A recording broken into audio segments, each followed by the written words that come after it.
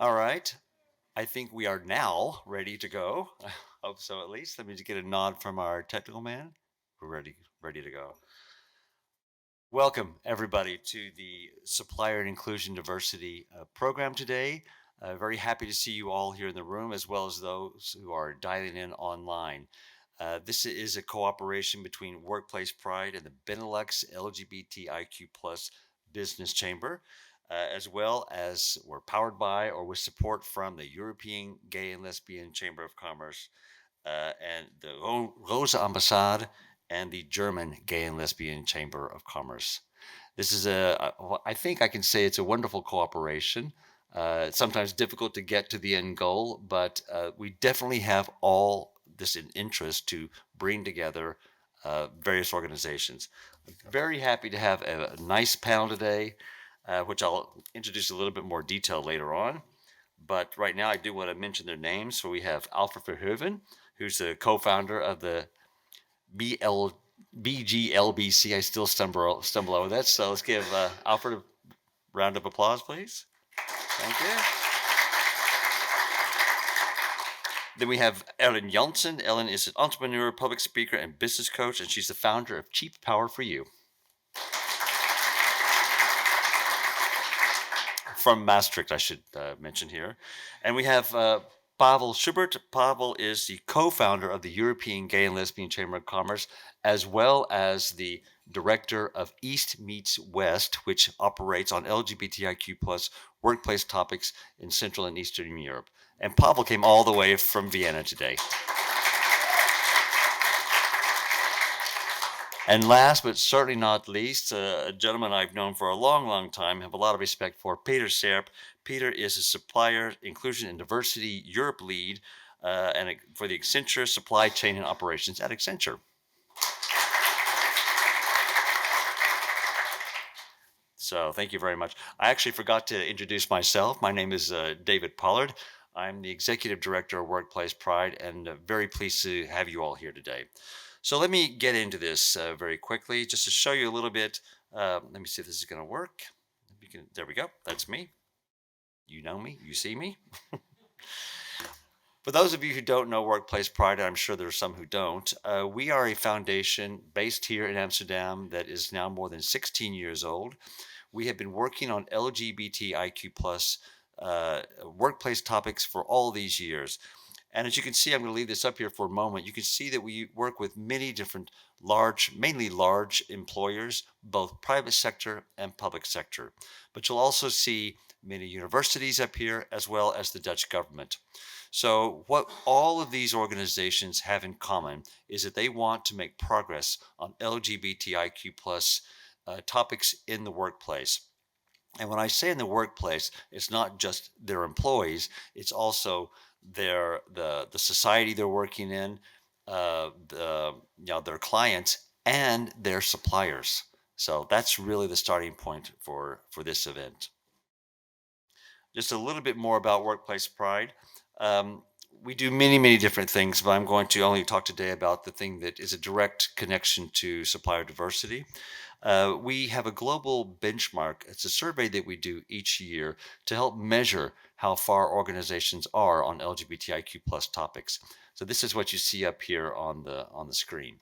And you'll notice there are 8 different topics, and one of them on the right-hand side is business and supplier engagement. So we actually measure for those organizations that take part in our global benchmark, we measure how well they do on business and supplier and engagement.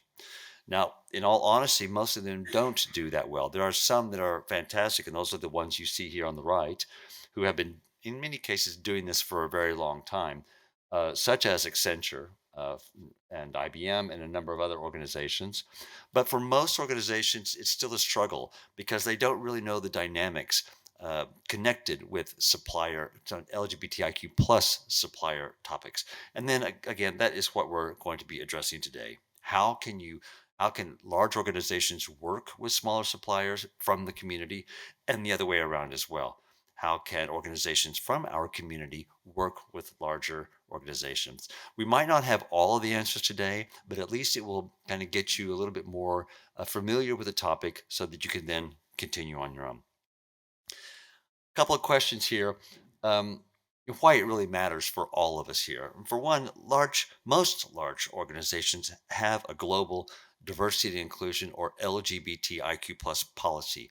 Most of these policies are also, in principle at least, relevant around the world. However, holding true to these policies also should mean that they're working with their suppliers. So, not just with their employers or their clients, but also the organizations that are supplying to them. So, that's again what we're addressing today.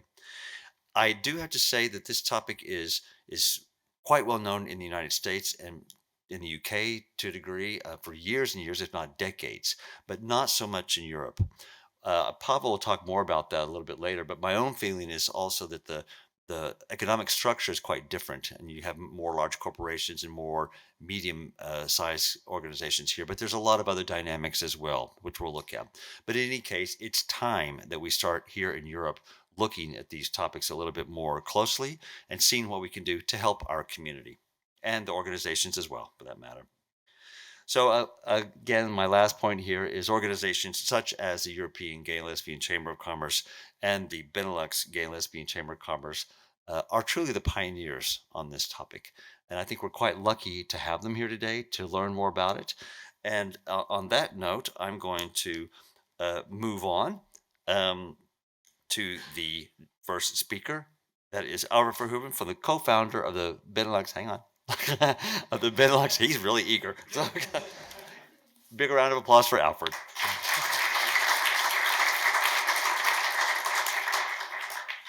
Thank you, David. I'm here to talk about BGLBC, and I'll say the word BGLBC a couple of times so that you remember the abbreviation. And I'll explain what it is.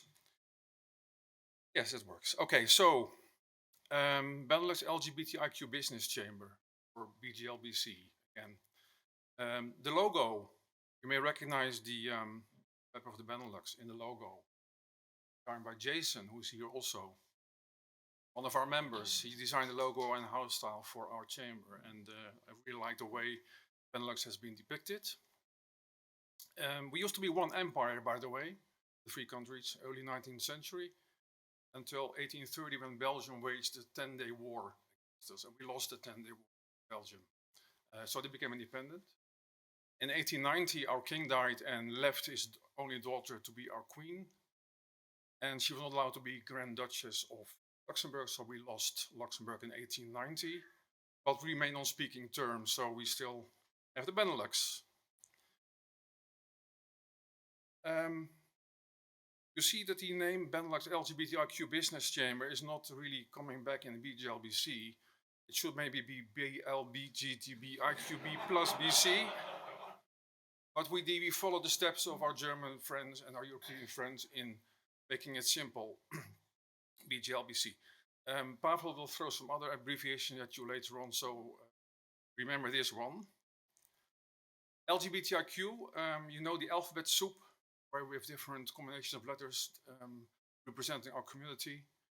We chose this, and as it happens, the same for Workplace Pride. That's coincidental, but because you see all kinds of LGBT combinations around. And we chose Business Chamber instead of Chamber of Commerce because we cannot use Chamber of Commerce in the Netherlands or Belgium. It's protected.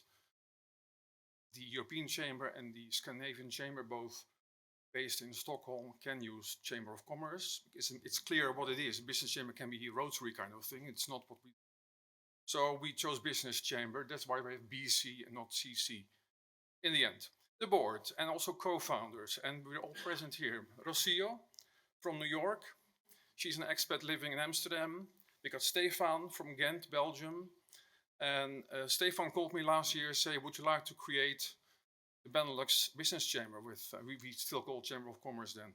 And already had in my mind to create a Dutch chamber, but the BeNeLux Chamber would be more effective. So we decided to launch the BeNeLux Chamber, which was welcomed by Pavel of the European Chamber, and we moved forward to launch in September in the Chamber of Commerce in Amsterdam as an association. So we have members. Members don't pay any fees, it's all free membership. And we meanwhile have about 62 verified members in both Belgium and Netherlands. And Luxembourg is coming up soon, I promise you.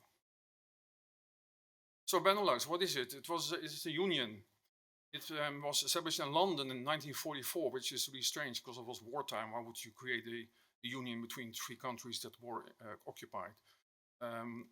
We were still on speaking terms. That's why we were launched in 44, predating the EU, or actually the EEC, with 13 years. It still exists, in spite of the EU with all their functions and rights and benefits. The BeNeLux only covers 1.7% of all of the EU, so it's really small, but 5.6% of the population, and even better, 7.9% of the GDP of the whole EU. So we perform really well compared to the general figures of the EU countries. The General Secretary is based in Brussels, and the presidency rotates, so we are present this year. Not very important, but we are present. How about the situation of LGBTIQ plus in these countries? Well, in 2001, Netherlands was the first country in the world to legalize same-sex marriage. The first in the world, mind you. The second was Belgium, 2 years later. And 12 years later, Luxembourg followed suit. I don't know why it took so long. I do know why it happened then. I will show you. This guy, Elio Di Rupo, was the second LGBT head of government in the world after Iceland. He was Prime Minister of Belgium. He was openly gay. And Xavier Bettel is the Prime Minister of Luxembourg. He was the third in the world to be openly gay as a head of government, and the first to be re-elected. He's still Prime Minister now, although he's incumbent after elections. And I think he has something to do with the introduction of same-sex marriage in Luxembourg in 2015. Why are we an important demographic? Because we have power, because we have money to spend as consumers, as fellow citizens. I put some other countries there for comparison, and you can see that in the USA, $1 trillion. I don't even know how that is. I think in Dutch is biljart, but it's a lot of zeros. In Germany, it's about 300 billion a year of spending power of the community. And BeNeLux, we don't have any statistics really, but we have projected it on the averages of other markets, and we come to about 110 billion spending power. That's a lot of money. LGBT entrepreneurs contribute to the economy as well. And I'll show you the USA has 1.4 million LOO, means LGBT owned and operated businesses. So that are members. 1.7 trillion. In Canada, it's 22 billion. I mentioned Canada here because I also have figures about how many businesses and how many employees. 4.35 average per entrepreneur. So they also employ people. Many are small businesses, one-man shows, but there also are some small, medium-sized enterprises there. And we are projected to have about 92 billion contribution to the economy of 76,000 entrepreneurs. So we have some way to go before we reach that. We did a survey last August to see if our idea was, worthwhile, if people were interested to see what the chamber could do for them. And we had some questions, and we were expecting 50 participants in the survey. We hoped for 100, and we got 279 people who completed the survey. It was a lot. We were surprised by the number of people that participated, also by their reactions, because many left their email address, keep me informed. Lots of them open email. You may think, why not 100%? In email marketing, 65 is really high. And 14% click through the links that we send, which is also very high as a benchmark for email marketing. And I say trilingual because we have 3 countries. In BeNeLux, we also have Frisian as the official language, and Luxembourgish and German in Belgium. We didn't choose those. We chose English, Dutch, and French as languages for both the survey as well as the website. And we will do more surveys because it's very valuable to get input from people, like what do you expect, what can you contribute, and how can we help you? Oh, sorry. back. Yeah. So the age distribution in those 279 is higher. You see the peak being between 50 and 60. So many entrepreneurs are, not millennials starting the business, but already boomers like myself. I'm in the bracket, bottom bracket. And they have been in business for a long time. You see 10 to 20 years, 20 and more is almost half of these entrepreneurs. So they're not starters. We do help starters. We see the beginning, the 14.58 haven't started yet, but they have plans to do so. So we hope to help them. I'll come back to that. Would you be interested in membership? We added it is free, because if it costs money, it's a different perception. And you can see that like 86% says yes or quite likely. So it does appeal to these people to have this chamber work for them. Next steps. So we got some members to go that are not yet a member of the BGLBC. We aim high. We will organize events like this one, but also one-on-one, us with the members, between the members, or one company and us. And we hope to involve you, both members that are present here as well as corporates. We want to not reinvent the wheel, but exchange information with other chambers like the European one and learn from each other. And there's so much done before us that we don't have to start all from scratch. We will offer trainings, internship, webinars, coaching, because we have many qualified people in our group itself.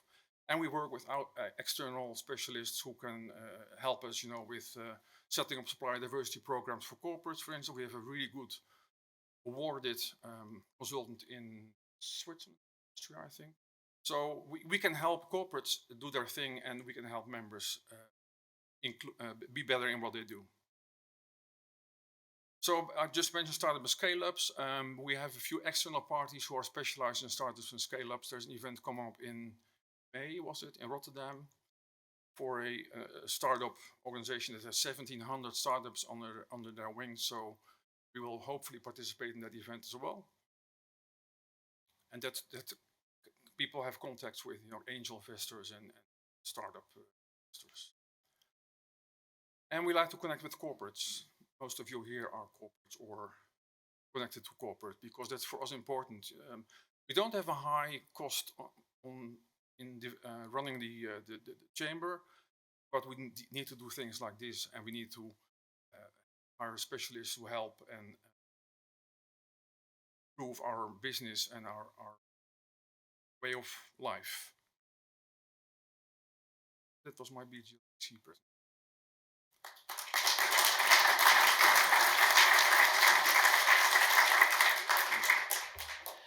Thank you very much, Alfred. I think it's really quite exciting if you think about the potential for the BeNeLux, and maybe a bit shocking that we haven't done it up until now, but I mean, what a wonderful initiative. And to learn a little bit more from another one of the pioneers in Europe, I'll ask Pavel to come to the stage and go from there. Pavel.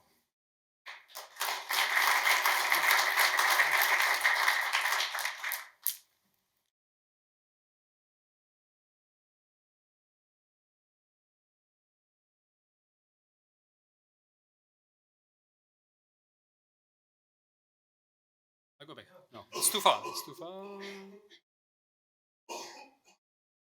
Good. It's a little slow. Good afternoon, everybody. Oh, I feel a bit weird behind this table, kind of like dividing us, but and I feel like a teacher somewhere on a university now.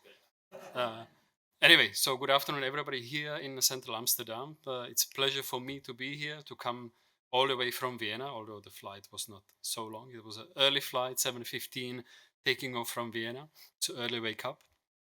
I'm Pavel Schubert. I'm one of the co-founders of EGLCC. It's the European LGBTIQ Chamber of Commerce. I'm also co-founder, as David said, of East Meets West, which is one of the networks in Central Eastern Europe. And I need to start with something little personal, although I have only, I think, 7 to 10 minutes, so it will be super fast. No, I remember coming to Amsterdam and to Netherlands for many years. And The first years actually, if I was coming alone, so I was single. Then I was coming with my partner, the future husband. But I remember coming here and being super free, feeling the freedom here. And coming back to Austria, coming back to Czech Republic, where that time I was still closeted. So completely different environments, and then everything changed 2015 when I decided to come out in business. So I basically decided to do it, and suddenly it catapulted me to completely different dimension, because suddenly I had the freedom, and I was basically myself also in the business environment. And why I'm saying this, it's not an easy step, but I lived it, and I want that others can live it too. And this is also one of the motivations behind me being at EGLCC, me being at East Meets West. If you look over on the slide, this, maybe some of you recognize, this is the so-called ILGA rainbow map. So it's basically index which in a nutshell tells you what is the level of acceptance of LGBTIQ people in the different countries in Europe. You see some countries are dark green with a higher score, but you can also see lots of them between the orange up to the very red ones. I think this also reflects to a certain degree the map of inclusion in business environment, because there it's about how many people disclose who they are in the business environment. And of course, you can imagine that those who are in the red zones, they fear in the business environment that they will be losing clients, partners, and not being able to continue the business. And this is actually one of the motivators and the reason why also EGLCC exists, because we want to increase the social acceptance of people in business environment. What we do, and I will not be reading it, I just go to the end of the list and I'll say it in my own words. There are few things which are the most important. We focus on awareness. So it's still about awareness. What are the realities? So what is the reality of being an LGBTIQ person in business environment? What is it to be LGBTIQ person as an entrepreneur or owning a business? What is the cost of inclusion / cost of the non-inclusion? So also in economical terms. What we also do is that events, and we very much like to support events like this because it brings people together. So we are those who are bringing people together, bringing businesses together, and the core of our work is around supply diversity. And I'll tell you a little more in a few seconds. And this whole bringing people together, it's about bringing the businesses, LGBTIQ owned, and bringing them in front of the corporate partners. Now, the slide about supply diversity and supply chain. So something probably what everybody is kind of waiting for to learn more. And I feel now a little bit like a student here, especially in front of the gentleman on the very left. So Peter Zerb, because I jumped on the train only a few years ago. He has way more experience. So for me to stand here, it's a kind of test if I pass it or not. So then Peter will need to let me know if I said all things correctly. And I saw your slide, so I think there will be lots of additional content, especially from the corporate perspective. Now, the supply chain and supply diversity and inclusion. So what is it about? Think about a supply chain. So in other terms, every company buys from another company, being it goods, being it raw materials, being it services. And this can be, I don't know, services like marketing services. This can be catering. This can be, I don't know, the furnishing of this room. So every business is buying. So think about yourself of how many suppliers do you have? So if you are a corporate, there might be not hundreds, but maybe thousands of different suppliers. And if you ask yourself the question, so how diverse the businesses are? You probably will not know. So how many are women owned? How many are LGBTIQ owned? How many are, I don't know, owned by businesses, are business people with disabilities? So this is exactly where this whole supply inclusion and diversity taps on. to include and to do proactive steps to include minorities in the supply chain. But again, I clicked too much. Sorry. So by the definition, it's about being proactive. Being proactive in terms of inviting companies who are underrepresented in your supply chain to be part of the tenders, to be part of the RFPs, to be part of the different sourcing. The reason why, or the motivation why you would do it is very simple. By just this simple thing of basically being proactive, you actually cause a social change, because you give a chance to those businesses who are underrepresented. You give a chance to create perhaps new job. If the LGBT business at the end wins the contract, and it's still about the normal tender, so it's not kind of preferential treatment. It's still about competing and bringing the value to the corporate partner.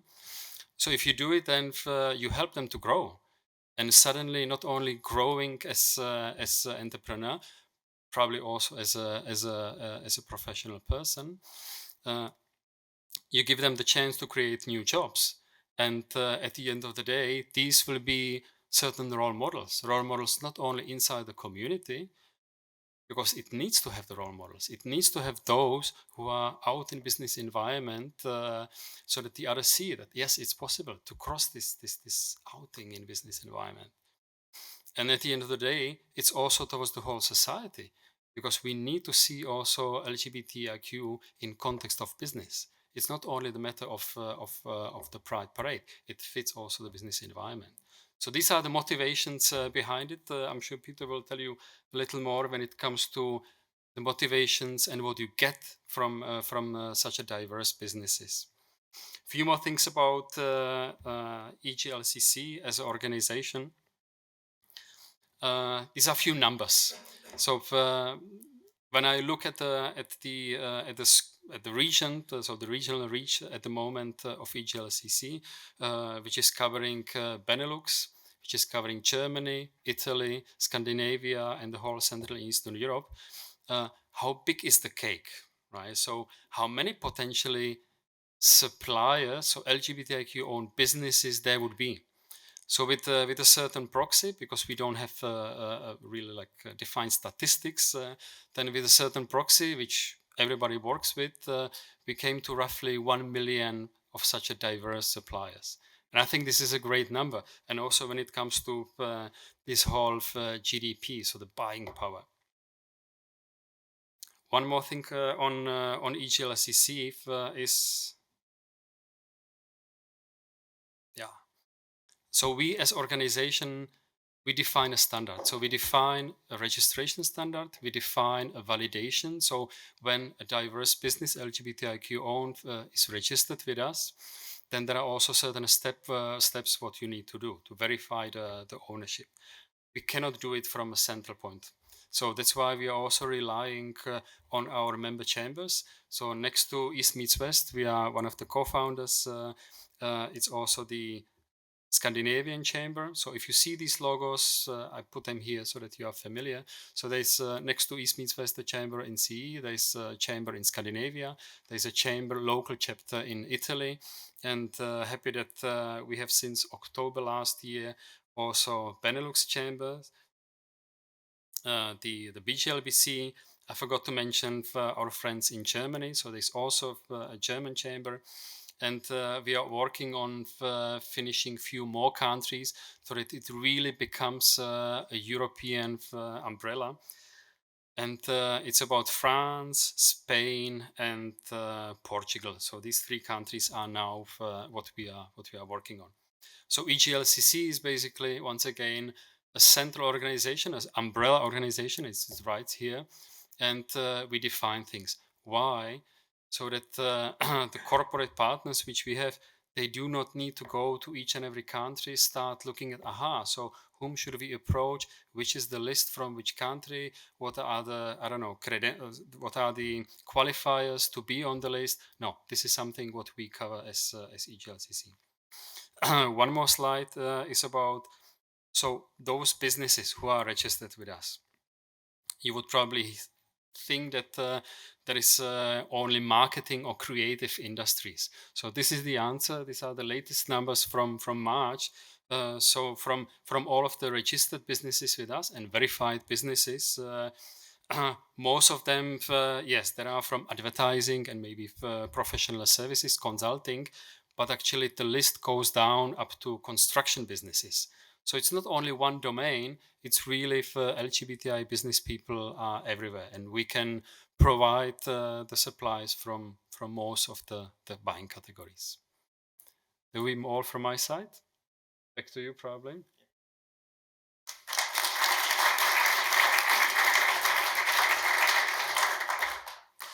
Thank you very much, Pavel. I think it's just fascinating to see how this can actually benefit, again, businesses in our communities and the LGBTIQ plus people who work in the corporations, for example, who are members of Workplace Pride.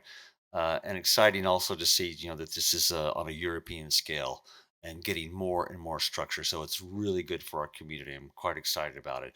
I'm also excited about the next speaker because she is very inspirational on a number of levels. But first of all, also she knows what it's like to be a supplier from both sides of the coin. That's the starting point. But I think her own, here she comes, her own personal story is just as inspirational. Ellen Janssen.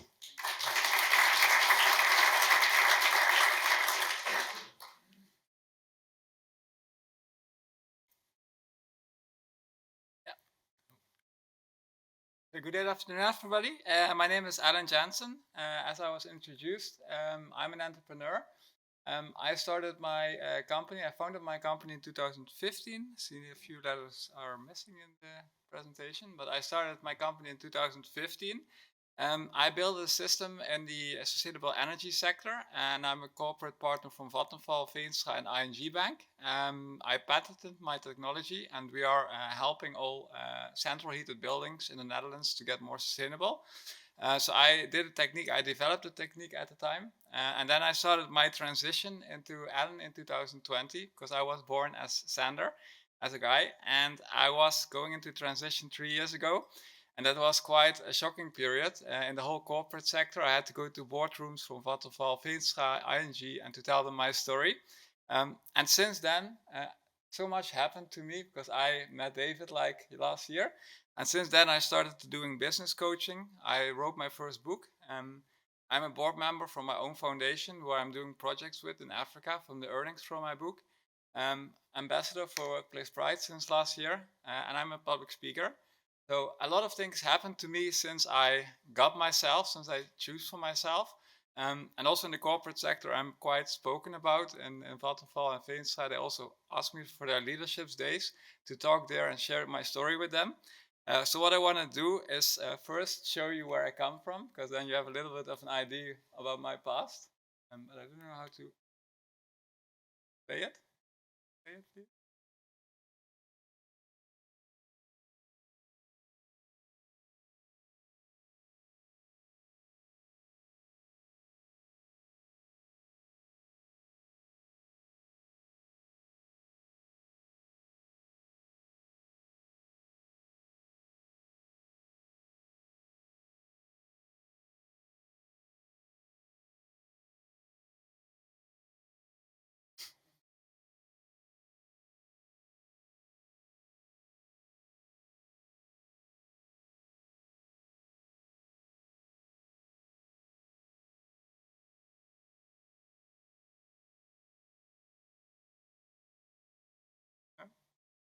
Okay. Yeah, I can't repeat the voice anymore. I'm sorry. It took me quite some time to change that. There you see my book. It's called Finally Ellen. What I want to do is I want to read my prologue to you so you have a little bit of an idea of where I'm coming from. What a wonderful feeling, walking down the street as a woman radiating with pride, equipped with a new way of moving, physical characteristics, and above all, a feminine aura. Finally, that burden off my shoulders, able to be who I've known and well I was meant to be for so long. Experiencing happiness in a completely new way. Is it because of the hormones that suit me better? Or because I've emerged from a heavy depressive state? Perhaps it's the combination of both. I finally let go of the fear of being who I wanted to be. I'm no longer led by stigmas and others' reactions. This has completely changed my life. The mental transformation ultimately may have had more impact on me than the physical changes. It's often said that men are from Mars and women are from Venus. I can fully confirm this now. The journey I took between those two planets led to a completely different person. Throughout my life, I realized more and more how much the existence on Mars did not fit me. Don't get me wrong, I've had some great times there. It felt, in my memories, like a very unnatural existence. You're probably only aware of your own hormones. This makes it very difficult to fully understand how different the two worlds are. Although I'm sure you've had moments where you truly didn't understand the behavior of somebody of the other sex. Women shouting, "Why do men behave so strangely?" and vice versa. To truly understand the differences, you'd have to experience both worlds like I have. With this book, you'll at least get a glimpse into the other side of the equation. You'll read that in my early days of life, I was an incredibly happy child. I genuinely enjoyed musicals, performing, and entertaining people. I did these things with passion, and according to my mother, I always radiated happiness and had jolly eyes. However, this joy started to disappear as I entered my puberty. During my 20s, I knew exactly what was wrong with me, and Google painfully confirmed this to me. However, I was fully anchored in my life on Mars, no matter how unnatural it often felt. A few years ago, I realized that I couldn't survive much longer on this planet. Until that moment, I always thought that I could manage my feelings by pursuing my bucket list. But after completing all my educations, building a national company, and heading towards marriage, I realized that this was far from fulfilling for me. This realization was incredibly confronting for me and led to a severe depression and a long list of physical symptoms. I consulted with my doctor almost daily and even called the suicide hotline several times out of pure desperation. A significant eye-opener for me was an ordinary Monday afternoon in the fall of 2019. I was at the Bijenkorf looking for a suit. My then girlfriend Laura and I had a friend's wedding coming up. The following thought kept going through my mind. Another suit. Do I really have to? Then, in the middle of the escalator to the men's department, everything turned black before my eyes. That was the last time I ever looked for men's clothing. That's when I knew for sure that I had no choice but to make a change. 2020 was the year my depression reached its peak, but it was also the year of the turning point in my life. My choice had a significant impact on both my personal and professional life. Literally, my whole world was turned upside down. However, I vastly underestimated the impact it would have. Until that moment, thoughts such as "if you go down that path, your life is over," dominated my mind. Nothing could have been further from the truth. At that time, I even considered hiring somebody to take over my external tasks after my switch. It's crazy to think about, especially since I now go out more than ever and achieve even more than I did before. That's one of the reasons, people, why I wrote this book. I want to show everybody how rewarding it can be to choose for yourself, because no matter what your destiny may be, every person becomes a better person when they're closer to themselves. My transition is now almost completed, and I've fully settled into my new life on Venus. I feel completely grounded here and experience an inner peace like I did never before. As my mother described in her farewell letter to my old self, I now dance through life as a young woman. I shine and radiate like that little child once again. I enjoy being in front of the camera or on stage. I have many lovely people around me, and shopping has become my new passion. I also greatly enjoy the attention of men. As a businesswoman, I'm told that my charm is infectious and disarming. In addition to running Cheap Power for You, I'm now also a coach and an ambassador for Workplace Pride. I'm often asked to summarize my transition in one sentence. And my answer is this. From a life where every day felt more and more like a struggle, to a life where I cherish each day and have finally become myself. Dear reader, I'm finally Alan.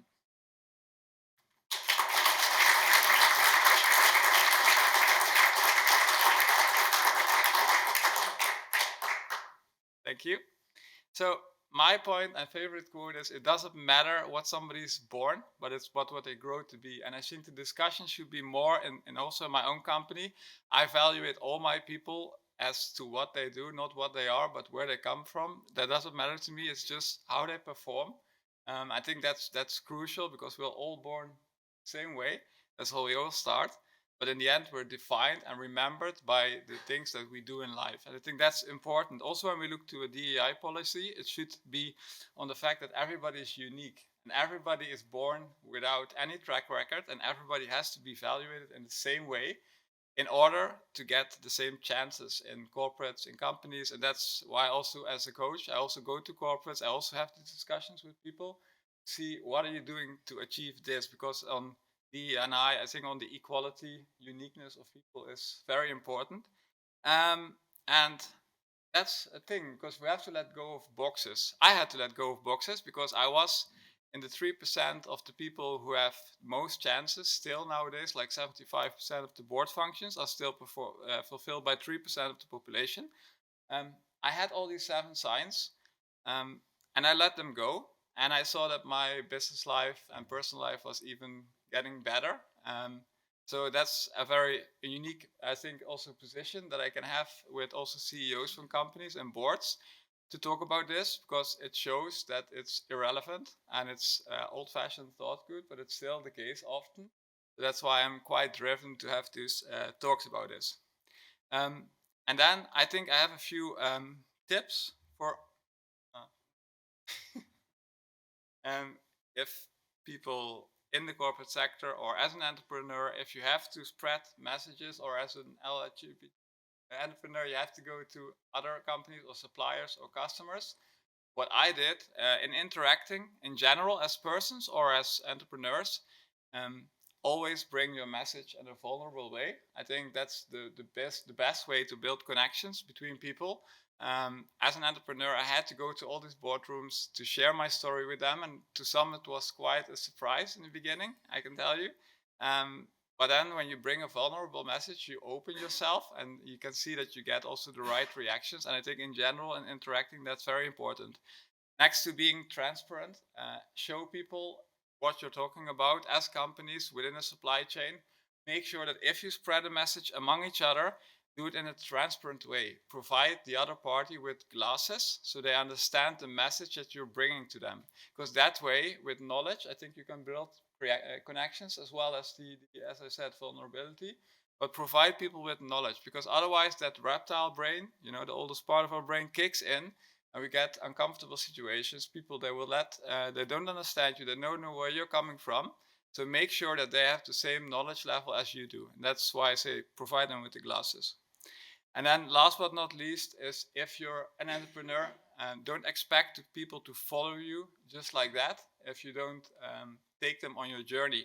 What I did is I was like 2-3 months on the phone talking to all my customers, to all my suppliers. I called everybody and I told them my personal story. I took them on my journey.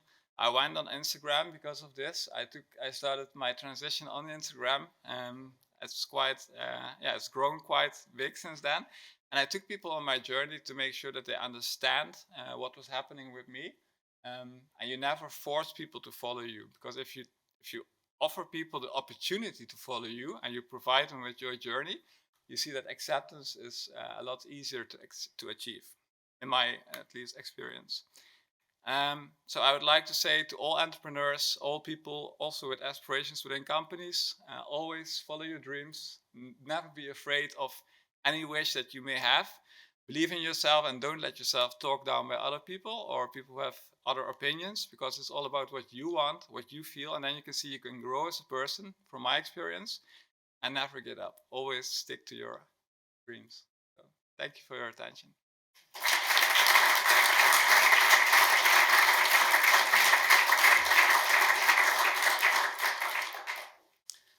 Thanks very much, Ellen. It's really it is inspirational to hear, isn't it? What this can be, or what this can mean. Actually, I liked really what you said about vulnerability.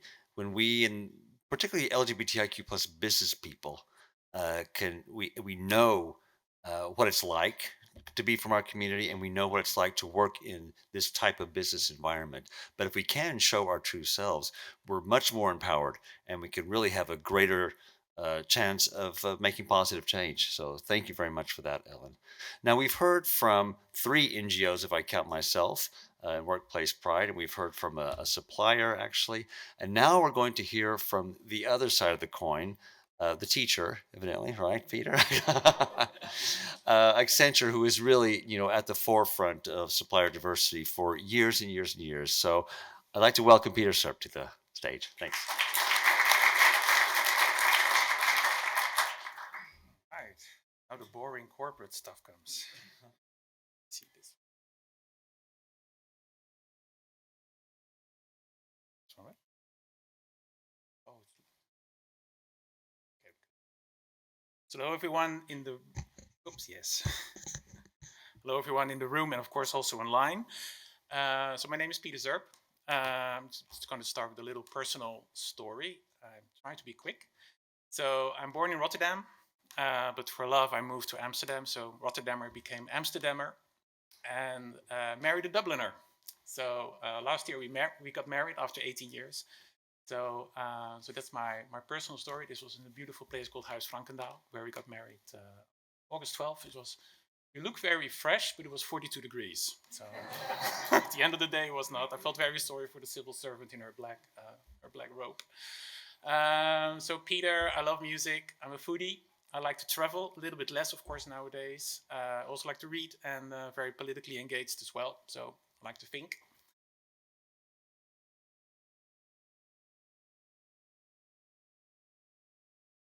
So I'm going to tell you a little bit about, the corporate perspective on supplier inclusion and diversity, and also why we are doing this. And we think that this is an important part of how we do business. First, a little bit of an explanation. We call it supplier inclusion and diversity because we want to make sure that there's no perception about the fact that we're just hiring people because they're diverse and we check in the box. We really want to make sure that everybody gets an opportunity, gets a seat at the table, and can join our supply chain in a fair way. So we want to make sure that they get access to our opportunities, they get access to our company, but they still are an entrepreneur. They still need to pitch. They still need to be that entrepreneur, be that innovator, and make it work. And of course, we are intentional and proactive. We're reaching out. We're telling them, you get a seat at the table. We like to hear from you so that we can consider you to do business with us. So that's why we're calling it supplier inclusion and diversity. For us, currently, the corporate definition of a diverse supplier is a company that's 51% owned, controlled, and led. And the reason why we're doing that is because we really want to also report how much spend we generate with diverse businesses. And that means that we have to form a definition about what does it mean to be a diverse business. So we said, okay, it has to be 51% controlled, owned, and led. It comes from the US, although it's always under discussion because, I always feel like, I want to do business with any entrepreneur.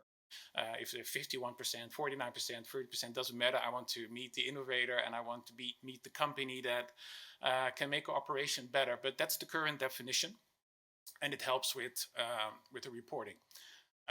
It concerns all groups, so it's LGBTQIA, but also women, persons with disabilities, ethnic minorities, but also in some countries, veterans. Like in the US and the UK, we're also focused on veterans and sometimes social entrepreneurs.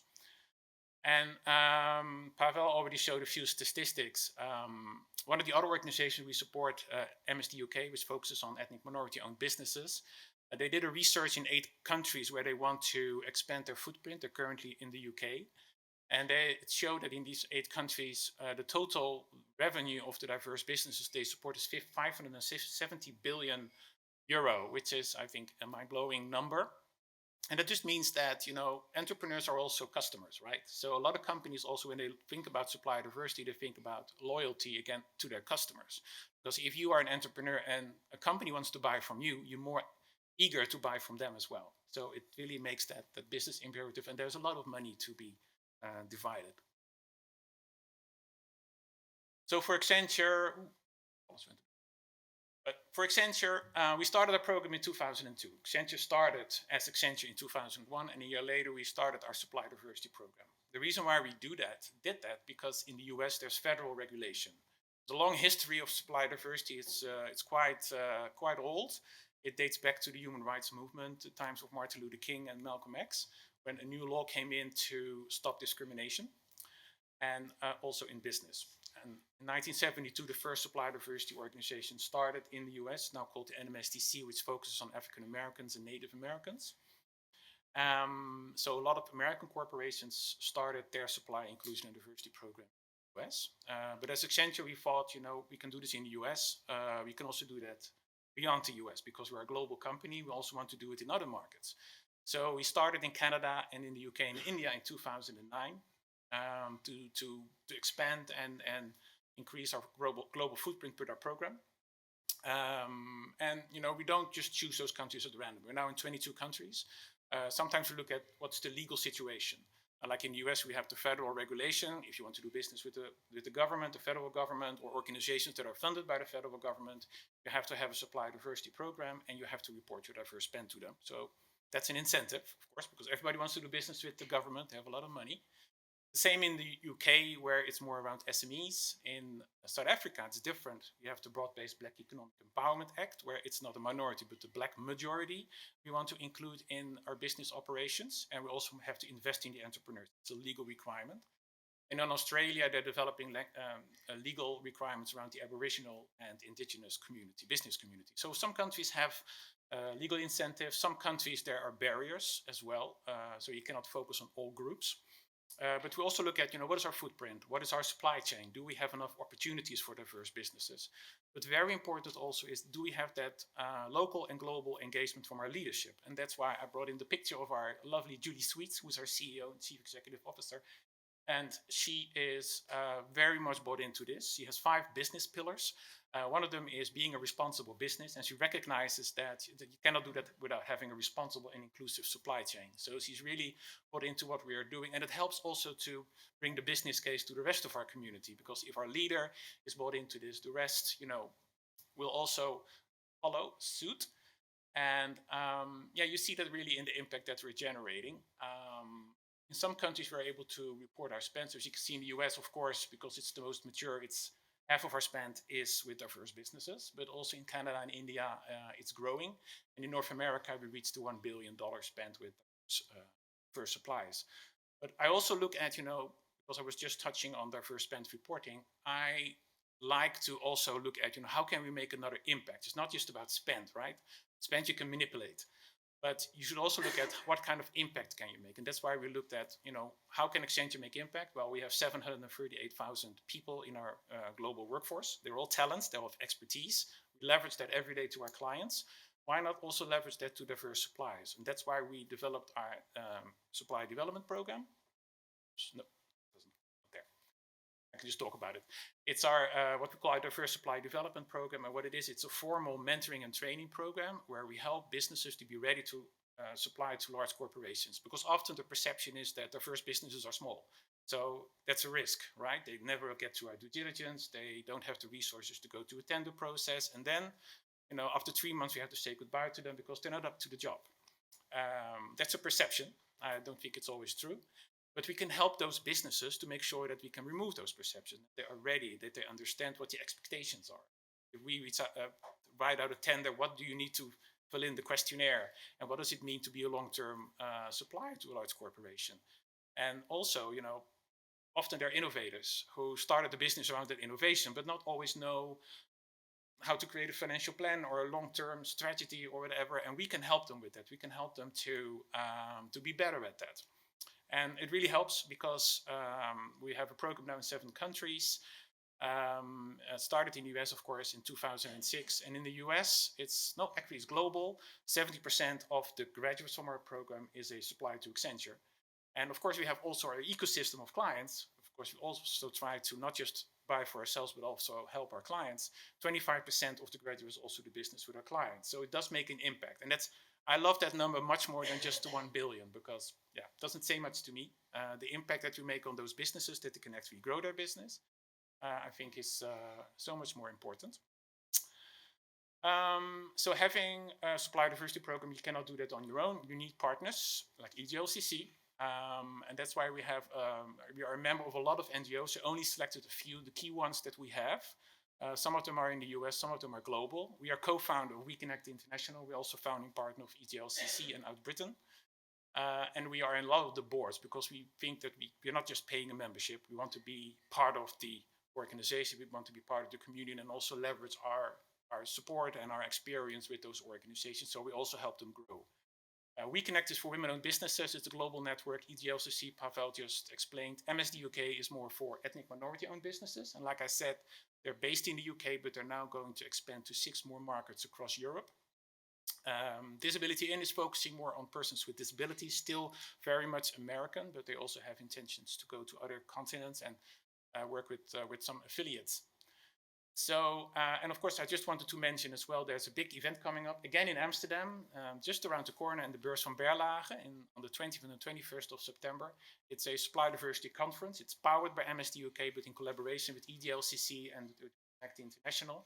So I really encourage you to keep an eye on that and join that conference, because that's where you can meet a lot of other corporations, a lot of businesses, I hope, and make some valuable business connections with each other. So I think that's me. So, thank you very much.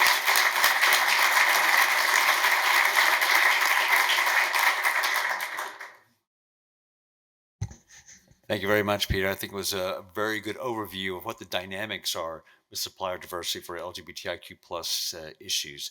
So now we have about 30 minutes for Q&A. Now, I know that we have a lot of people online, so if you would like to send in your questions online, please go ahead and do that, and we'll be reading those off a little bit later. But I also want to, of course, open up the Q&A for people here in the room. I would like you to think from a perspective of a business owner. If you are supplying to a large organization, you know, as an LGBTIQ plus person, based upon what's been said here, what's the driving question that you might have? And it can be anything, so don't hold back.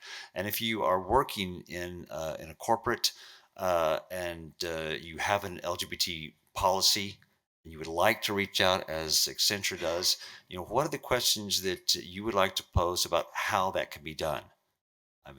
I have a couple of things going on in my mind already, but I would like to, I'll get it started with the first question, but then please do speak up and we'll put the question to the panel. I think you need to turn the mic on, Pavel, yeah, and probably pass it all the way down to, to Peter, first of all. Yeah. Peter, my question is, I mean, you mentioned that the whole supplier diversity issue got started with Accenture because of the regulations in the States and the UK. However, that's not so really in the EU, is it? So there's not directly the incentive, if I understood it correctly. Do you see that as an impediment to really get LGBTIQ plus supplier diversity going in Europe or in the EU? I guess it could work as an incentive, but I think it has to come from the corporations themselves. And I think a lot of the corporations, you see it more in Europe now, right? There are companies like Unilever, Shell, European headquartered companies are now also starting their own programs, Heineken. So you see more that companies think, okay, especially in this time frame, we need to be more, more look after our communities, that where we operate. And I think the pandemic, maybe also the murder of John Floyd, also triggered a lot of companies in the US to say, okay, we need to do this in other, we need to do it in other continents as well, because we see that we have a role to play in building more inclusive economies. But it's not just about that, it's also about putting more hands in the money, or money in the hands of underrepresented groups. Because if we do that, we can also benefit. There's also a business imperative. And like I said, you know, if you are a business to consumer company, you want your customers to stay loyal, you know, and especially when you have to raise the prices in inflation, you also want to invest in their communities and say, okay, I'm loyal to you. Can you also be loyal to me? It's all about doing business. Yeah, it makes sense, doesn't it, from a business perspective? Exactly. Yeah. I'm really curious, is there anybody out here who owns a business, who's, you know, from the community, who has a question based upon what Peter said so far about this? I'm going to pick on people, by the way. Be gentle. I think we might need a mic so that we can actually hear it online as well. Over here, yeah. Thanks, Elise. Hi, yes, so my name is Rocio. I'm a CEO and founder of Marketing by Rocio. I'm a digital marketing consulting, and I'm also the co-founder of the BGLBC. And the main reason I believe in everything that Alfred already kind of explained about the BGLBC, but the main reason why I joined as well was to kind of champion the younger entrepreneurs, right? So the numbers that Alfred showed from our survey shows that most of the folks that signed up are kind of older Gen X and Boomers and stuff like that. And I'm a firm big believer that there's a wave coming of younger millennials, Gen Z, of course. And so my question is, what is the projection, or what is the plan to engage those younger folks? Because I'm part of it, and I surround myself a lot with entrepreneurs as business partners and stuff, and it's really hard to engage them. Frankly, it's really, really hard to engage them. It's a very long-term kind of thing to be like, this is what supply diversity even means. That they don't use that vocabulary. So obviously, patience, and as they grow with their business, and at some point they realize that it's such a resource to be involved in these kinds of things. So my question is, whether on a global scale or the U.S. side, or any kind of projections or forecasting on how to engage the younger folks, entrepreneurs and stuff. Well, bring them to these kinds of events, I suppose. They have to see it in practice, and I think that goes for all people. Like I said, it's an intentional. We have to reach out as a company. We have to reach out to communities and say, okay, we have business opportunities. We want to do business with you. We want to hear from you. We want to learn from your innovations and your ideas, so that you can help us to be better in our operations. I always think I've always been in procurement my professional life, and I think a good buyer makes a curious person. You have to be curious. You have to want to learn more. So we have to reach out to them. They don't have to reach out. They can reach out to us, but we actually have to reach out to them. So if I have an opportunity to talk to the group that you represent, I'd love to do that, and just share what Accenture does, how they can get connected to Accenture, what does it mean to us, so that they can also get a better idea, and maybe also get excited about maybe working for us. Yeah, Pavel. It has been said, I think by Peter, but it's super important when we talk about supplier inclusion and diversity. It's not only about at the end winning the contract, so doing the business, but it's also the steps before. And like Accenture and other companies, they offer coaching. They basically offer development. That's something what basically young entrepreneurs definitely will tap on. So definitely, reach out not only basically to Accenture, but through BGLBC to all of the opportunities. That was a new one to me also, that Accenture has a program to help businesses really get started with it.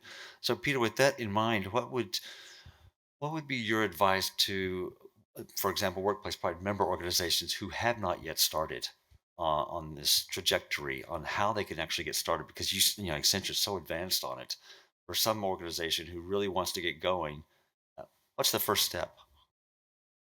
I think you should talk to your leadership. I think you need that leadership engagement and say, okay, this is something, maybe from a procurement perspective in this case, of course, this is something that we also need to do, and do your research as well. What I also say is look really at, because it has to come from a procurement organization usually. So you need to make sure that they are bought into this, and then look at what kind of countries can you make an impact. Which markets are you active? Like if it's the Netherlands, look at what's important to the Netherlands. What kind of groups do you have? But also, look at your supply chain. What kind of categories do you source in? And, could that work for diverse businesses? These kind of things that you need to check. But for us, it's always been very important. I've been on my soapbox for a very long time, or beside it because I'm too tall, because I really had to convince people that this is important. And I remember when I started doing this around 8 years ago, people just say, it's a nice to have. And I hate that sentence because it's not a nice to have. It's needed. It's so important for our business operation. And if you can get that across and really look at your organization, see how can it apply to my corporation, how can we become better as a corporation, and put that in front of your leadership and say, this could actually help our business, then I think you get an easier positive response. But you say it should start from the procurement as opposed to HR or the D&I department? Well, it also depends, of course, on how your company is structured. But in Yeah. our case, the procurement people are the advisors to their stakeholders. So it starts there. We are the gatekeepers. We go out in the market and find new kind of suppliers for opportunities, and then advise our internal stakeholders, where they should source. That's usually how it works for Accenture, and of course, it can differ per corporation. So it starts there because we are the ones that go out there and, in this case, go to conferences and meet the businesses, and then go back to our internal clients and say, okay, we have a tender coming up in 3 months. I found some businesses at this conference that we could invite to that tender. So that's usually how it starts. So you need to first start with them because and they also know the spend. What kind of spend, what are the spend figures, what are the contracts that are going to expire soon, so that you can consider diverse businesses for it. So yeah, it does start there. And Ellen, how do you see this? I mean, from a supplier's side, does that seem a little bit too far away or realistic? Well, what I see in general, but that's not really as a supplier, but I'm also like, as I said, I'm talking with companies also here in Amsterdam about their D&I policy. And what you see usually in boards is still quite some old-fashioned thought good still, and they are quite afraid for changes because usually it's unknown, and anything which is unknown is usually unpredictable.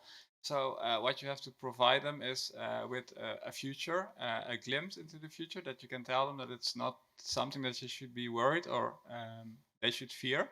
Because in the end, like the things that you're doing, I think it's when you include diverse people, often they are quite well aware entrepreneurs. Because I know quite a few, including myself, and I know others as well. And they're pretty aware people, and they're very driven people. And I think including them can be very good also for the total economical situation in the country, and also for the business which is hiring them. So, but I think awareness is where it all starts. But you have to provide boards with the benefits for them, because they still think like, what's in it for us? That's Yeah. always the question that you get back. That's where it all starts. But if you can convince them of the benefits for them, that's what we do as coaches, then you can see that it's not so frightening after all. And that's something you have to convince them with. Oh yeah. And Alfred, I mean, since I have to get it right myself as well, the BGLBC, it's hard, has so many new members. I mean, there's a lot of resonance with the community and business owners with this. It sounds like there's a lot of willingness to go down this route as well. How do you, what's your feeling about how willing these businesses might be to go the same path that Peter is describing? I spoke to maybe 50 corporates. Just hold it closer. Yeah. I spoke to about 50 corporates in the last 6 months or so, asking them about their intentions or their practice. For instance, Unilever. Are any Unilever people here today? You're Yeah. next, right? And Unilever indicated, like others, that they have earmarked a large budget every year for diverse suppliers, like 2 billion euros a year worldwide. And a word of warning, it's not easy to spend that much money on diverse suppliers, because we are often very small businesses. One-man shows, small, medium enterprises, mine is so 4 or 5 people. So you can't spend a lot of money per supplier. But almost every company I spoke to is interested, but they don't really know how to do it. And that's because we have the American experience, but many Dutch companies don't. I mean, Unilever is not a Dutch company anymore, but they're international. They have questions like, how is it done? How can we best set this up to reach our target? So the willingness is there, but the word of warning, it's not easy to achieve. Your ambition is very high. So the threshold is a little bit too difficult to get over right now, both for the businesses as as well as perhaps the suppliers Well, themselves. the suppliers are here. I mean, the members Yeah. are ready to be included in Right. the supplier diversity programs, and I see the willingness at the side of the corporates as well. Yeah. So we need to make the match. We need to do matchmaking. I mean, we have members that are not likely suppliers for a corporate. There's an artist here, very talented, and I thought, well, you know, how could he connect to Unilever? Well, his art is extremely well fitted for the main office had a whole entrance of Unilever. So even unlikely suppliers are available, and you don't. I mean, Unilever buys milk. We don't have LGBT suppliers supplying milk. It's a primary tier of supply procurement. But many disciplines that we do have are available as well that may not be logical at first, but we're going to work on presenting our members to corporate partners in a way that they understand what we're doing and what kind of disciplines we have in the membership base. Yeah. Yeah. I think it's Greece is calling, but we're going to wait just a second. Du point. That's Unilever. Really. One other thing I think that corporates can consider is tier 1, tier 2 spend. So sometimes if you're not able to always consider diverse suppliers, you can ask your tier 1 suppliers, who often are also large corporations, to have a program as well. And it could be a requirement. It could also be an incentive for your tier 1 suppliers to do it. Like, we get a lot of our clients asking us about the diverse spend that we generate on the account that we have with them. Like a Unilever would do that, Procter & Gamble does that as well. So that also helps to incentivize the fact that good corporations start thinking about, oh, you know, I make a difference, I make more chance to winning more work with that client if I have a program and can report the diverse spend. So if you cannot, you know, we can't buy everything from diverse suppliers as well. We have laptops for all our 700,000+ people. We cannot buy that from the store at the local store around the corner. We have to buy it from Hewlett Packard or from Dell. So, but then we look at the infrastructure, or we ask Dell or Hewlett Packard, why do you have a supplier diversity program, and do you buy from diverse suppliers? And that way you can also incentivize more. I just have a question. Would you say, Didn't make it quite. Pavel, just that's good. Go ahead, Ellen. Before the question, and I just want to say that let's not forget that not all of the spend the company is making is with procurement, right? So there are also basically some certain threshold which stays in, I don't know, like the managers or the head of departments. That is also a spend, right? So why not to invite diverse businesses to be part of that? Right. So anything counts, and everybody actually in the company can make a change, because it's about questioning: can we actually invite diverse suppliers? Can we have our suppliers more diverse? And does it, within Accenture, at least as an example, does what Pavel just described, is that also part of your overall program, or is that seen separate, like the money that the board has for giving to a local supplier? Is that? It is, okay.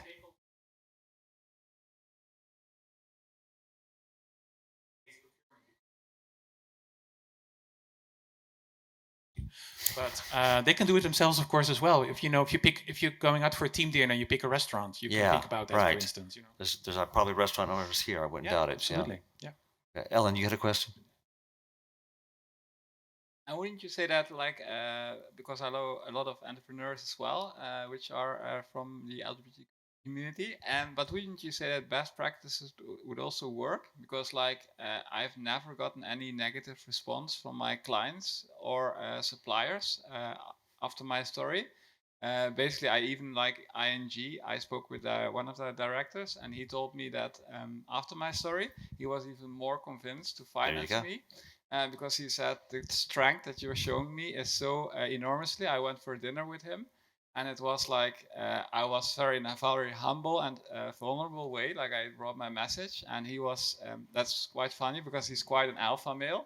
I won't mention names, but then then they get very small, because you show your heart and your emotions. And I think practices can also move people, because fear is often a very big thing in somebody's mind. But I think that would also help, like getting more entrepreneurs like myself on floor, talking, showing their story, like the conversations I had with, for instance, also VP from Vattenfall. I speak with her every week, basically, and she's so proud, she said, about what I'm doing. I'm doing their leadership this year, leadership days. Also to inspire the people there to work with entrepreneurs and people, suppliers who are active as an LGBTQ entrepreneur. I think best practices can also really help. Side theory. Yeah, I guess it's true. I mean, it's really the moment for our community to step up to the plate, if I can use a metaphor, and really be proud of what we are and what we can do, and tell our story, even though we might feel vulnerable while we're doing it. Yeah. Do you have a And Ellen, what you said, it's exactly fitting the picture, right? Because it's about the courage to make this step. And you need to see also supply diversity and the programs of the corporates as basically a certain helping hand. Because of course there's a fear. There's a fear of losing customers, losing business partners, being rejected. But there are then the corporates who are saying that, hey, I mean, we want to support. We want actually proactively to reach out to you and to offer you to be part of the different tenders. So it fits. Yeah, because that was basically the biggest fear in my life, was that everything that I built up would be destroyed. And that was also the biggest mistake in my life that kept me in a cage for many years. And I made the biggest mistake in my life ever by having that thought. And that's why now I'm so driven to speak to people, to write my book, for instance, to be their ambassador. Quite some things I took onto my agenda since last year, because I think it's very important that this message is spread, that true power is within yourself and being in your strength and and being vulnerable. And I think that's what you say. It's very frightening in the beginning, but then strength comes to you automatically afterwards. So. We can absolutely make a difference, I believe. I think we have 2 questions online, Elise, and then a question in the audience. Yeah, afterwards. We do. We actually have 3 now. 3 now. Wow. Okay, the first one is there this comes from Graham Sparks, and he says, thank you for these engaging presentations. Is there a guide or a toolbook available to help companies get started with supplier diversity schemes? Peter? Or, no, maybe they should go to Pavel, huh? Sure. I mean, I wish I can just like post the link to the website, which would leads you to really the steps. We are not yet that far, so we would be more than happy to talk to you and explain you how you can start, and also bring you in touch with different, I would say, champions, being it Peter and Accenture, but many others. But there are also other resources, and I would name, for example, MSD UK. So it's the ethnic minority businesses. They have a huge repository of information and really guidelines on how to start with supply diversity in organization. You can maybe post it afterwards, the link to any documents. For sure. I mean, your website is EGLCC.org? Exactly. .org? .eu. .eu. Okay. It kind of gives me the idea that maybe Workplace Pride needs to also work on something like this for our members. So we have a good, I'm sure that's where Graham is coming from, to have some type of guidebook in this space. Yeah.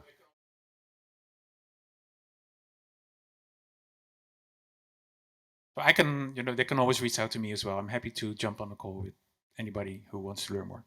That's very powerful what Peter's saying right now, because Workplace Pride members, as we've heard, they don't always know how to get started with supplier diversity. And if another member of Workplace Pride like Accenture is willing to do it, let's do that. Let's get together and have that discussion. Yeah, I like a big family. So a big family. That's right. Big LGBTIQ plus family. Yeah. Second question? Yes. First, I'd like to point out Andrea Fimian is a consultant who has posted their website that they consult about supplier diversity. So I want to give them a quick shout out. The next Everybody question. call Andrea. She's lovely. She's wonderful and very knowledgeable. I hope you heard that. Great. The next question is also from Graham. What advice do you have to help overcome resistance or lack of awareness, which we see in SMEs that are part of the supply chain ecosystem? I can repeat that. So what advice do you have to help overcome resistance or lack of awareness, which we see in SMEs that are part of the supply chain ecosystem? I think that might be for almost both of you. Peter, you want to get started, and then varies by SMEs or for SMEs? Which we see in SMEs. Graham, do you want to? clarify. Yeah, hi, it's Graham here. Can you hear me? God. Hi, Graham. Does that work? Yeah, sorry, I was trying to keep quiet. Yeah, sorry to explain the question. I've dealt with this where big suppliers, big companies get their suppliers along to events, and frankly, some of the suppliers are lost. It may not be lack of willingness to do anything, but they're not aware. They're resistant. They don't know where to get started. It's a little bit of a repeat of the previous question, but it's trying to understand how big companies, so let's use Accenture as an example, would encourage smaller suppliers to get involved, other than the fact that they are suppliers and there's a commercial incentive. I'm looking to go a bit beyond that. Sorry for the rather rambling question. I think a lot of, like I think I said before, a lot of corporations want their prime suppliers to get engaged. And of course, you cannot force them, but you can maybe share the message that, they are more willing to do business with companies that have a supplier inclusion and diversity program, or inclusion and diversity policies in general, also very important, not just supply chain, also workforce. Because it can become part of your RFP, right? It could be a question in your RFP that can make the difference of them winning a contract or not. But you can never force them, of course. But if they want to do business with you in future, they might have a better chance of when they have a program like this. And we do see that more across the board happening. Okay. I believe there was a question here in the audience. Wait for the microphone, please.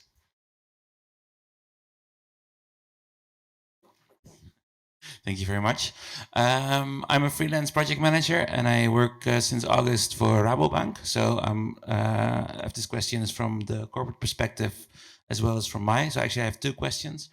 One is like, if I want to get started tomorrow, can I look into your database of the EGLCC or the BGLBC?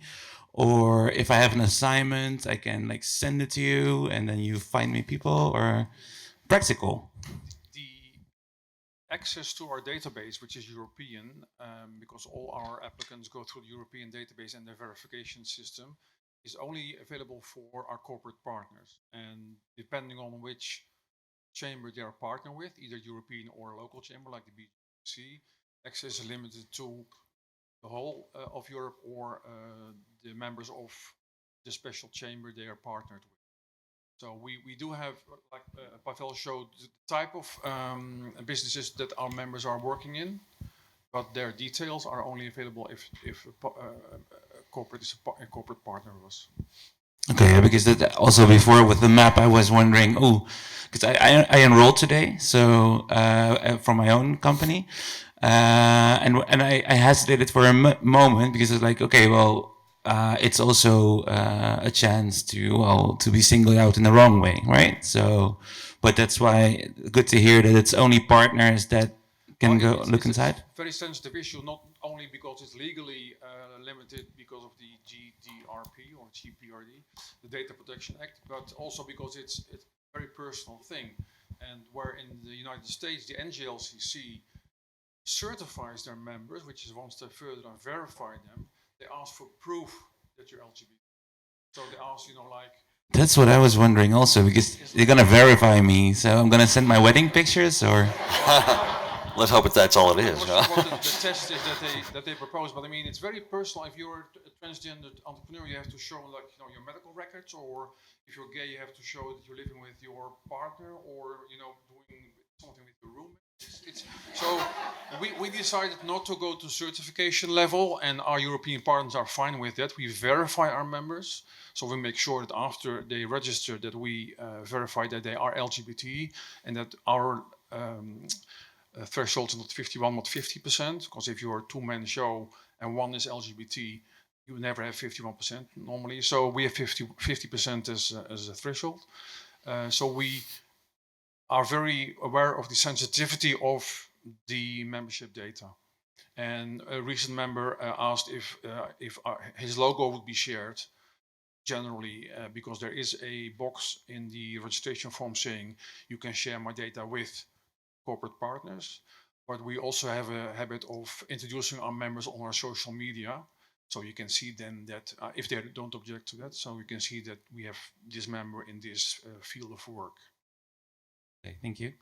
And I had one last question, and I'm talking now because I forgot it. So Go ahead. Go ahead. Maybe I would just go ahead. complement what Alfred said on basically the validation and being in the database. We as EGLCC, we would not be able to do it from a central place, being it from Stockholm, from Vienna, somewhere, right? So you maybe remember I was putting one of the slides where which are the local chambers or local chapters. For us, they are critical in this whole validation process. So it's the local chapter, which is also part of the business environment, part of the local community, and they have it in the hands. And this proved to be also accepted by the corporate partners. So the due diligence is there, and it's in the hands of the local network, and it's important part of it. Thank you. And then my last question, because I remember it again. I feel very privileged because I never had an issue with being out and gay and getting assignments. So that always was very easy.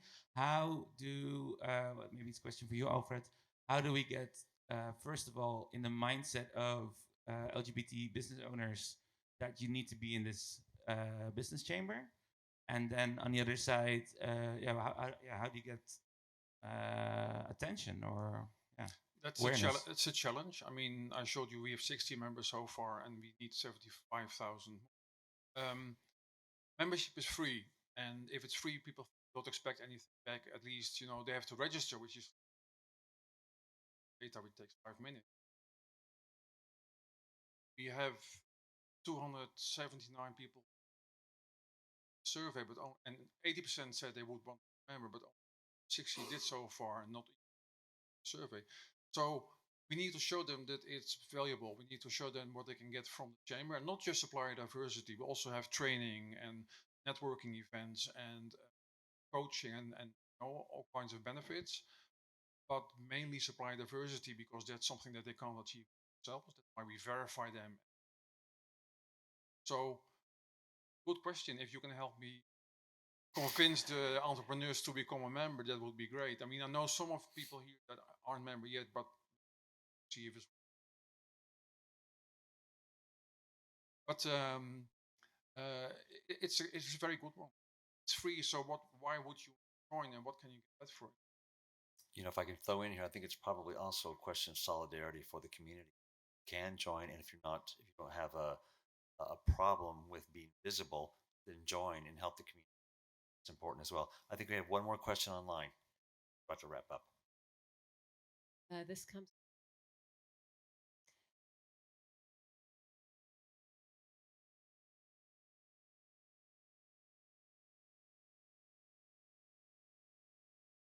Work with investment support.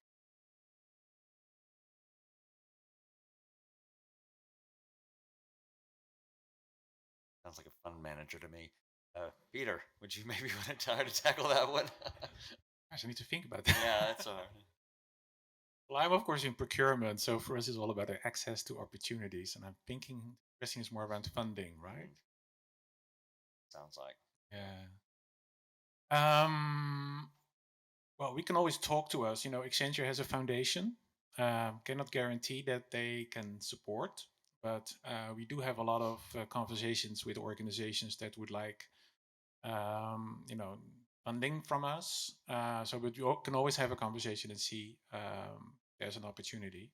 But for us, it's more around, it's first obviously chicken or the egg, access opportunities versus funding of companies. But we prefer to just look at opportunities. We have about 1 or 2 minutes left, so I'd like to close off by asking to the panel members just to, in a couple of words, say why this supplier inclusion diversity is so important for you, and what is the main step that you would recommend that both suppliers as well as our corporates, for example, can take to move this to the next level. Start with you, Paul. Walt, sorry. I think the takeaway should be ask the question. So how diverse and how inclusive the supply chain in your organization is. And everybody can make the change. So being it even basically not in a procurement person, there is a change you can make. by telling basically about the event today, by telling about BGLBC as the business chamber for BeNeLux, by also highlighting what the reality is, because you saw also the ILGA map, which showed across Europe how different things they are. And also maybe highlighting and taking one of the examples of LGBTIQ on business, LN, that without basically being part of the event today, without being part of, I don't know, the business chamber, you would not be able to tap on such an innovative business. So think about all of these components, that this can actually make your business quite richer. That's a summary, I think. I think, as I said before, best practices are a very good way to contribute to this, as well as corporates who are already having their policies set up for this, like Accenture you have. I think it's very important to stay in the media, do these events. Very good initiative also to found this business chamber. And I'm happy also to speak here and talk about my story, because as I said, I think, and I'm also happy to more entrepreneurs in the field. I think that's where best practices can make it less scary for people who are not set up for this yet. I will reiterate what I said before. There is willingness in corporates to take this step, but they find these thresholds. We can help step over these thresholds, helping you benefit. We don't have donors, we have partners. So our corporate partners pay us money, but there are partners. So in partnership, we want to develop this further.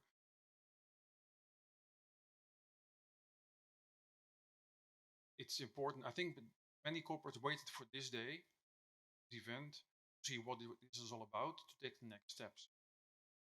See, you know, Workplace Pride organizing this for their members. Pride has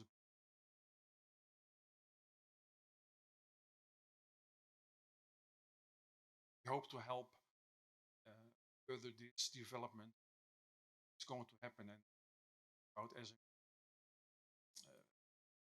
start at the top with the corporates, because we have this experience.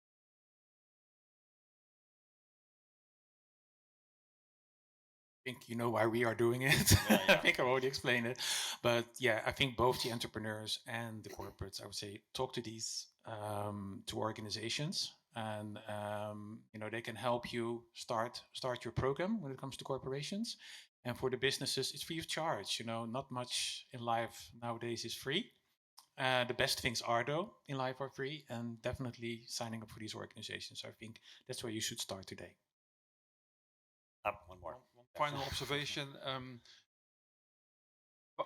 Last one. Ask Pavel and me about the chambers, and also the CEO and Stefan. And we even have old school business cards we can give out. But it includes a QR code, since the corona, everyone knows where they are. So don't be afraid to ask our business cards for all the socials on the website and everything. Right. And as moderator, I get the very last word. So I'd like to just encourage Workplace Pride members to think about what you've heard today, and go back to your own organization and say, can we, should we, how do we actually do something ourselves to start an LGBTIQ plus supplier diversity program? We have some wonderful expertise from both sides of the coin up here. Workplace Pride, of course, can help put you in contact with any of them. And finally, I'd like to thank everyone, both online and here, who's taken the time to come here. I think it's very important for our community. And I'd like to ask you all to give both the panel and yourselves a round of applause.